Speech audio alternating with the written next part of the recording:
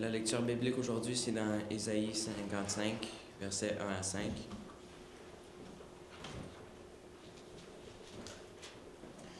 Vous tous qui avez soif, venez aux eaux. Même celui qui n'a pas d'argent, venez acheter et manger. Venez acheter du vin et du lait sans argent, sans rien payer. Pourquoi pensez-vous de l'argent pour ce qui ne nourrit pas? Pourquoi travaillez-vous pour ce qui ne rassasie pas? Écoutez-moi et vous mangerez ce qui est bon, et votre âme se délectera de mets succulents. Prêtez l'oreille et venez à moi. Écoutez, votre âme vivra. Je traiterai avec vous une alliance éternelle pour rendre durable mes faveurs envers David. Voici, je l'établis comme témoin auprès des peuples, comme chef et dominateur des peuples. Voici, tu appelleras des nations que tu ne connais pas. Dieu bénisse sa parole.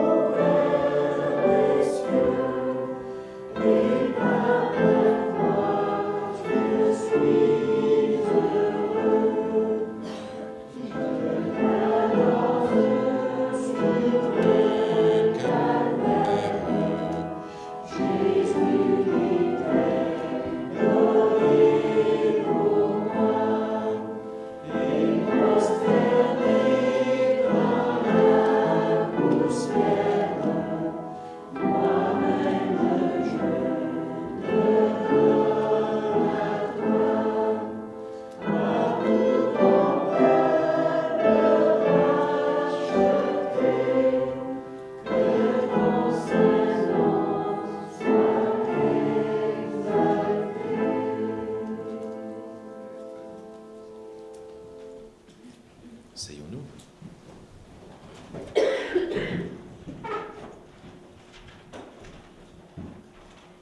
Nous sommes aujourd'hui le premier sabbat de l'année, de la nouvelle année. Il me paraît approprié qu'ensemble nous puissions demander, souhaiter que le Seigneur nous accorde à tous une année particulière, une année bénie, une année dans laquelle nous puissions marcher avec lui un petit peu plus près, un peu plus proche, un peu mieux.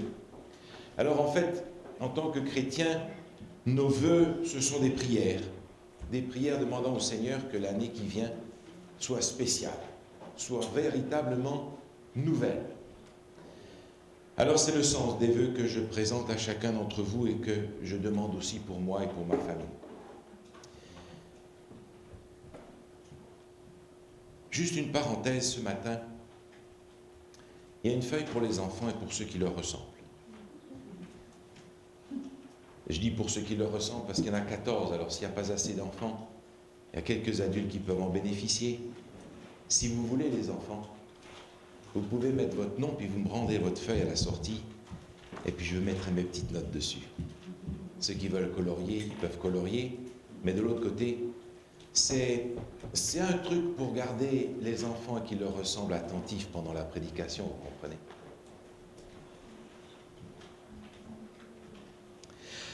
Avant de nous présenter devant la table symbolique du Seigneur, je crois qu'il est approprié de tourner nos pensées à nouveau vers ces moments particuliers qui ont été les derniers moments de la vie de Jésus sur la terre. On lit les évangiles et on trouve une vie chargée de miracles, chargée de prédications, chargée d'entrevues, de contacts, d'éducation des disciples. Et cependant, je crois que les derniers moments de Jésus ont été extrêmement riches envers certains individus qui n'avaient pas prévu de rencontrer Jésus à ce moment-là. J'aimerais regarder avec vous ce matin 3 événements liés à 3 personnages. Ces 3 personnages n'avaient pas prévu de rencontrer Jésus. Mais ces 3 personnages sont sortis de cette rencontre inattendue et inopinée avec Jésus. Ils sont sortis de là changés, différents. Comme quoi, les rencontres prévues ne sont pas toujours les plus efficaces. Pensez à celle de Nicodème. Il lui a fallu du temps pour digérer ce qui s'est passé. Mais ces 3 hommes vont rencontrer Jésus par surprise. Même par surprise, Dieu peut faire quelque chose pour vous et pour moi. Je vous invite à ouvrir vos Bibles dans l'Évangile selon Luc au chapitre 23. Au verset 26, il est dit ceci. Évangile selon Luc, chapitre 23, au verset 26. Il est dit, comme ils l'emmenaient, il est question de Jésus, ils prirent un certain Simon de Cyrène, qui revenait des champs. Et ils le chargèrent de la croix, pour qu'il la porte derrière Jésus. Simon de Cyrène, un paysan d'origine d'Afrique du Nord, qui est là, qui rentre des champs. Il va rentrer suffisamment tôt pour pouvoir se préparer pour célébrer la Pâque. L'évangile de Marc nous l'explique.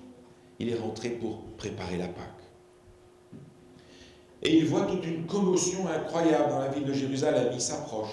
Il voit là un homme qui n'en peut plus, qui essaye de porter cette poutre que l'on va planter sur le bois qui est déjà prévu sur le lieu de l'exécution. Et cet homme est en train de tomber, il n'en peut plus. Il se relève, il le reprend et il retombe. Et cet homme qui tombe là, j'allais dire à froid, va exprimer de la compassion envers lui. Les Romains sont là et lui disent « Ah, ta compassion, très bien, prends cette poutre et porte-la pour lui. » Il n'a pas de choix. Alors il va prendre cette grosse poutre que Jésus portait jusque-là, pour l'amener jusqu'au lieu du crâne. Là, on va clouer Jésus et on va mettre cette poutre sur le poteau qui est déjà en place. Simon de Cyrène a entendu parler de Jésus par ses enfants. Ses enfants, ils ont été écouter Jésus qui parlait dans différents endroits. Parce que Jésus racontait des histoires pour les enfants et pour ceux qui leur ressemblent. Jésus racontait des paraboles, des histoires intéressantes. Les enfants étaient là. Ils ont parlé de Jésus à leur père. Jésus, par conséquent, n'était pas inconnu. Et d'ailleurs, qui à ce moment-là n'avait pas entendu parler de Jésus, d'une façon ou d'une autre, en bien ou en mal? D'ailleurs, par l'intermédiaire de ses enfants, lui va être amené à apprendre à connaître Jésus et sa femme aussi.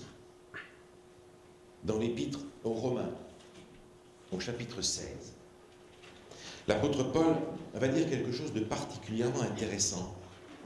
Épître aux Romains, chapitre 16, dans les salutations qu'il donne à la fin, il dit au verset 13, « Saluez Rufus, l'élu du Seigneur, et sa mère, qui est aussi la mienne. » Rufus et Alexandre étaient les 2 fils de Simon de Cyrène. Et on apprend ici que Paul apprécie en particulier le soin que la maman de ces 2 jeunes lui a donné au cours de ses voyages. Simon, c'est celui qui est contraint, n'a pas de choix. On va lui faire porter la croix de Jésus. Et cet homme, tout d'un coup, en quelques secondes, va se trouver catapulté dans une situation qu'il n'avait pas espérée, qu'il n'avait pas attendue, auquel il n'avait pas pensé. Il est en train de porter la croix d'un condamné. En fait, ce n'est pas lui le condamné, mais au fond, la croix qu'il porte, c'est la sienne. Et au dernier moment, au moment où il faudra passer à l'exécution, c'est quelqu'un d'autre qui la prendra pour lui. Et en tirant cette poutre au travers des rues de Jérusalem, suivi par cet homme à qui on n'a rien à reprocher, Simon va penser que, en réalité, il y a ici quelque chose qui ne marche pas. Parce que c'est sa croix à lui. Mais c'est Jésus qui va la porter. Il a rencontré Jésus d'une manière surprise. Et il a tout d'un coup réalisé que quelqu'un allait porter la croix qui était la sienne.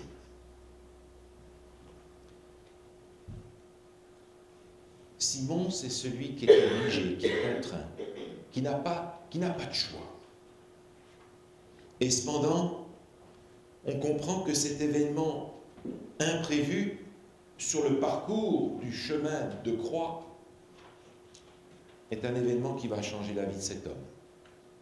Parce qu'il ne sera pas simplement spectateur, il va tout d'un coup devenir acteur dans les dernières heures de la vie de Jésus. Est-ce qu'on peut dire qu'il a aidé Jésus à porter sa propre croix? Il y a été obligé. Et pourtant, cet événement incroyable a quand même changé sa perspective des choses. Parce qu'il était là. Il était là quand on a mis Jésus sur cette croix. Et il a pensé à ce poteau qu'il a porté à travers Jérusalem pour aider Jésus, soi-disant. Il a bien pensé qu'en réalité, cet homme ne devait pas être là, mais que lui aurait pu y être en fait. Et ça aurait été juste comme ça. Le deuxième personnage qui n'avait pas prévu de rencontrer Jésus, il en est question dans le même évangile de Luc au chapitre 23, au verset 39. Évangile selon Luc, chapitre 23, verset 39, dit ceci. L'un des malfaiteurs crucifiés l'injuriait, disant « N'es-tu pas le Christ? Sauve-toi toi-même et sauve-nous. » Mais l'autre le reprenait en disant « Ne crains-tu pas Dieu, toi qui subis la même condamnation? Pour nous, c'est justice, car nous recevons ce qu'ont mérité nos crimes. Mais celui-ci n'a rien fait de mal. » Il dit à Jésus, « Souviens-toi de moi quand tu viendras dans ton règne. » Jésus lui répondit, « Je te le dis en vérité aujourd'hui, tu seras avec moi dans le paradis. » Le deuxième personnage qui n'avait pas prévu de rencontrer Jésus ce jour-là, c'est l'un de ces deux brigands qui est mis à mort avec lui. Mais ils ont vu Jésus depuis déjà plusieurs heures. Ils étaient là aussi quand Jésus a parlé avec Pilate. Ces deux hommes ont traîné avec Jésus toute la journée. Et ils ont vu Jésus dans son comportement vis-à-vis des autorités, vis-à-vis de ceux qui le condamnaient, qui s'apprêtaient à le juger, qui voulaient faire tout pour le faire mourir. Et là, déjà, ils n'ont pas compris. Ils n'ont pas compris que cet homme agisse de cette façon-là, parce que c'est pas comme ça qu'on agit quand on est condamné. Et puis ça a duré toute la journée. Ils l'ont vu. Puis ils l'ont vu mis en croix. Et ces deux hommes ont été exposés au même personnage, à la même situation. Et ils ont agi comme cette motte de beurre et cette motte d'argile, vous connaissez? Mettez une motte de beurre au soleil, mettez une motte d'argile au soleil. L'une va fondre et l'autre va durcir. Exposés à la même chose. Mais la réaction va être différente. L'un va s'endurcir et dire, si t'es le Christ, sors-nous du pétrin maintenant, fais quelque chose. T'es capable de te sortir de là, ben nous aussi. Allez, vas-y. Et l'autre va dire, mais dis donc, t'as réfléchi un peu? Pour nous, c'est juste qu'on soit là. Pour lui, non. Parce qu'il est le Christ, justement. Cet homme-là l'a entendu prêcher. Il l'a écouté parler devant les foules. Mais il était un peu faible de caractère, alors il s'est laissé entraîner dans l'équipe de ceux qui l'ont conduit à faire toutes sortes de choses qu'il ne fallait pas. Entraîné avec les autres. Puis tout d'un coup, devant la réalité de ce qui se passe, cet homme recule et se rend compte que c'est justice que lui soit sur la croix, mais que c'est injustice que Jésus y soit. Alors cet homme qu'il a entendu prêcher, cet homme qu'il a vu vivre, cet homme qu'il reconnaît là comme étant le Christ, il va lui dire, fais quelque chose pour moi maintenant. Fais quelque chose pour moi. Il ne lui demande même pas de lui épargner la croix, parce qu'elle est justice dans sa tête. Il lui demande simplement, quand tu viendras dans ton règne, ne m'oublie pas. Et incroyable, Jésus, sur la croix, va encore avoir la force de lui dire, c'est bien, ne t'inquiète pas. Quand je viendrai dans mon règne, tu seras avec moi. Mais c'est extraordinaire de pouvoir fermer les yeux, d'avoir cette assurance que Jésus vous a donnée lui-même. Cet homme n'avait pas prévu de le rencontrer, bien qu'il l'ait déjà vu. Il n'avait pas prévu de se retrouver avec lui au tribunal, devant les autorités, à la croix, avec lui. Et vous lui aurez dit, quand il était en train d'écouter Jésus, qu'il allait se retrouver là avec lui au dernier moment, il ne l'aurait jamais cru. Et pourtant, cet homme-là va se trouver à côté de Jésus. Il va mourir de la première mort. Et Jésus, à côté de lui, va mourir de la deuxième, pour que lui n'ait pas besoin de la prendre. Curieuse situation. Lui, c'est le crucifié. C'est le coupable.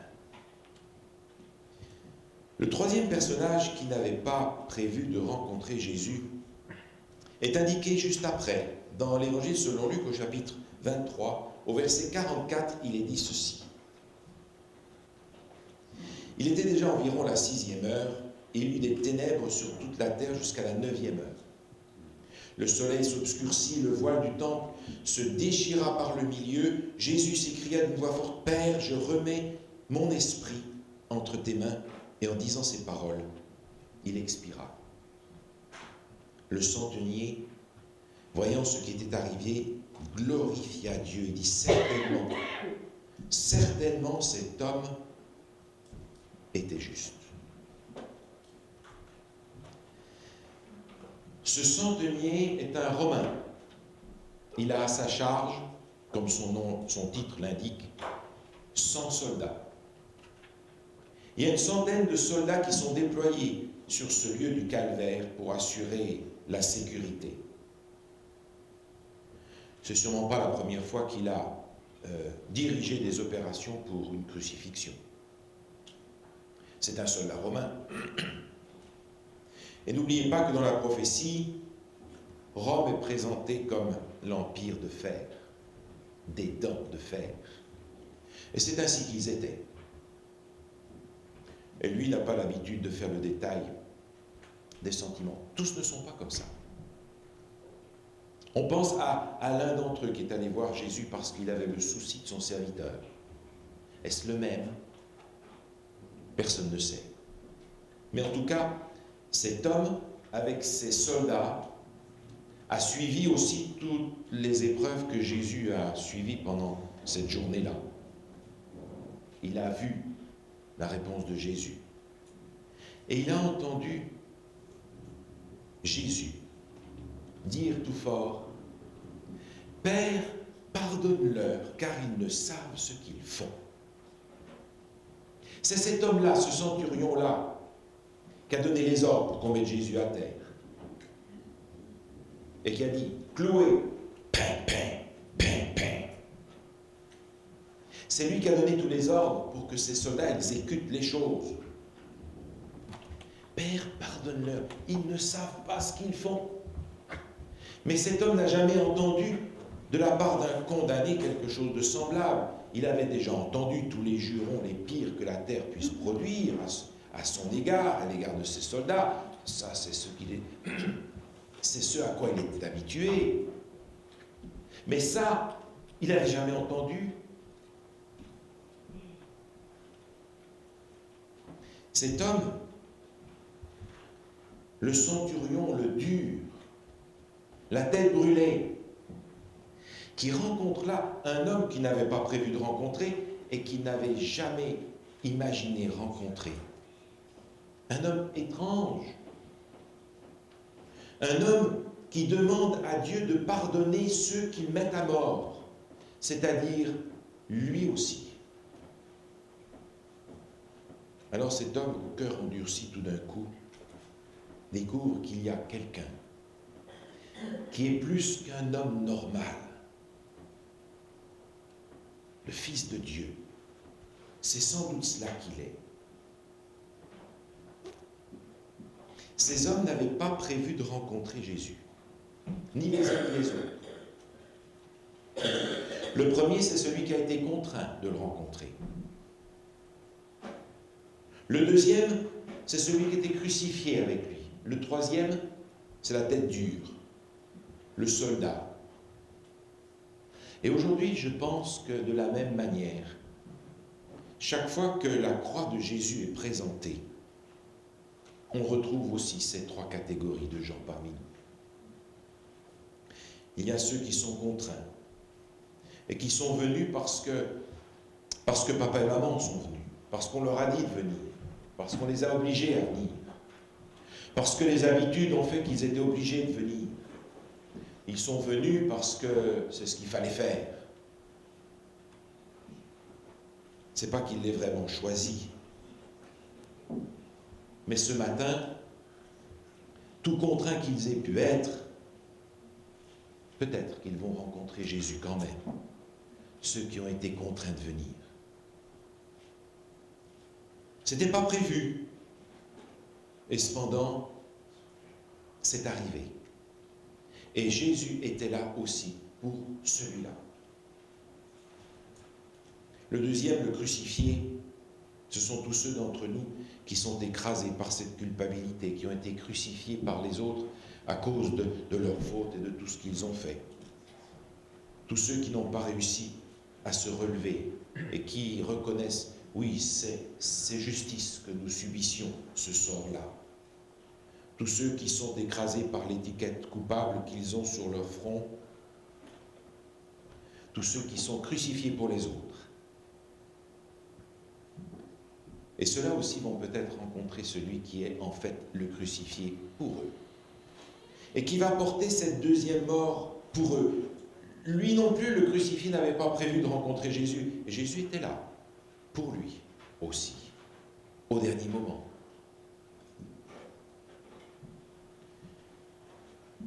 Cet homme pensait qu'il ne reverrait plus Jésus. Il dit, cet homme a l'assurance qu'il le reverra. Et puis, le dernier, c'est l'endurci. Ce sont ceux parmi nous qui ne marchent pas au sentiment, les têtes dures. Ceux qui ont été endurcis par les épreuves, par les difficultés. Ceux qui se sont mis peut-être une carapace à cause de tout ce qu'ils ont vu dans l'Église et qui ne leur plaisait pas.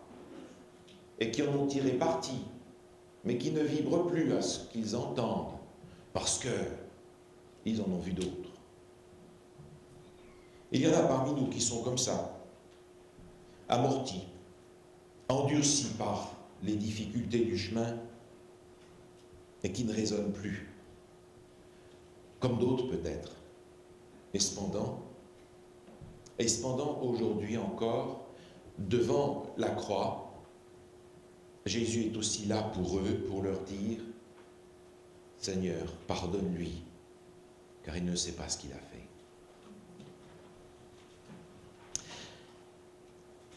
Ces trois personnages qui n'avaient pas prévu de rencontrer Jésus représentent, c'est vrai, à plusieurs égards, l'attitude de plusieurs d'entre nous.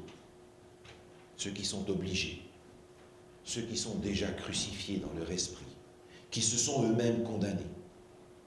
Ou bien encore les durs, qui traversent tout, qui ne répondent à aucun appel et qui continuent leur chemin. Mais regardez, il y a derrière ces trois personnages, en réalité, plus que l'attitude de certains d'entre nous. Il y a aussi toute l'humanité. Parce qu'en fait, regardez, Simon de Cyrène, qui venait d'Afrique du Nord, est un descendant de Cham. Et puis, le malfaiteur, c'est un juif. C'est un descendant de Sem. Le centurion, ce Romain, c'est un descendant de Japheth. Sem, Cham et Japheth sont les trois fils de Noé, d'où nous sommes tous issus d'une façon ou d'une autre, l'humanité entière finalement. Et là, à la croix, au dernier moment, dans les dernières secondes, dans les derniers instants, se trouve représentée par ces trois personnages l'humanité entière, dans toute la descendance de ces trois fils de Noé, Sem, Cham et Japheth. Alors si nous ne nous retrouvons pas dans ceux qui sont contraints, si nous ne nous retrouvons pas dans ceux qui se sont déjà eux-mêmes crucifiés, ou si nous ne nous retrouvons pas non plus dans les durs, alors nous avons toutes les chances de nous retrouver dans l'un de ces trois descendants, dans les descendants de l'un de ces trois fils de Noé, Sem, Cham et Japheth. Et de cette façon-là, en répondant aujourd'hui à l'amour de Jésus sur la croix, nous allons à nouveau accomplir sa prophétie. Jésus disait, « Lorsque j'aurai été élevé de la terre, j'attirerai tous les hommes à moi. »